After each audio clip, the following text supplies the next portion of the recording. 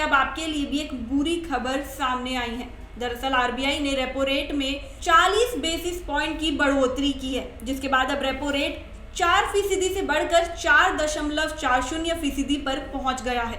Repo rate बढ़ने की वजह से जिन लोगों ने होम लोन्स, कार लोन लिए हैं, उनके ऊपर ईएमआई का बोझ भी बढ़ सकता है। सीआरआर यानी कि कैश रिजर्व रेशियो भी 0.5% बढ़कर अब 4.50% पर पहुंच गया है।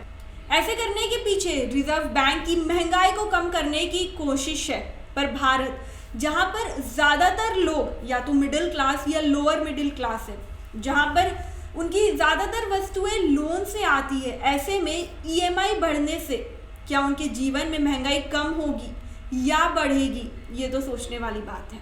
रेपो रेट बढ़ने से ईएमआई बढ़ेगी।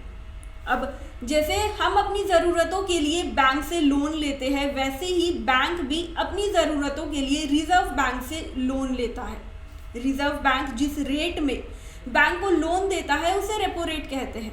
जब अगर रेपो रेट बढ़ेगा तो बैंक भी आम लोगों को जो लोन देगा उसकी ईएमआई भी बढ़ेगी। जब सीआरआर बढ़ता है तो बैंकों को ज़्यादा बड़ा हिस्सा रिजर्व बैंक के पास रखना पड़ता है। इसका मतलब ये है कि बैंक के पास कम पैसे होते हैं आम लोगों को देने के लिए।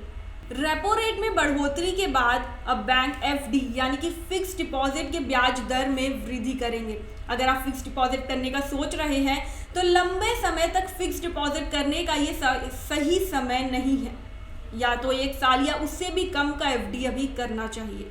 रेपो रेट में इजाफे के बाद अब बैंक एफडी यानी कि फिक्स डिपॉजिट के ब्याज दर में वृद्धि करेगी।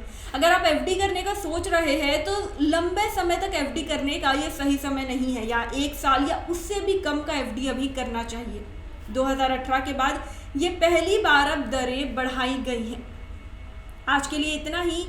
ऐसे ही आपसे जुड़ी खबरें हम आपको देते रहेंगे। आप देखते रहिए द इंडिया सागा। वीडियो को लाइक और शेयर ज़रूर करें और चैनल को सब्सक्राइब।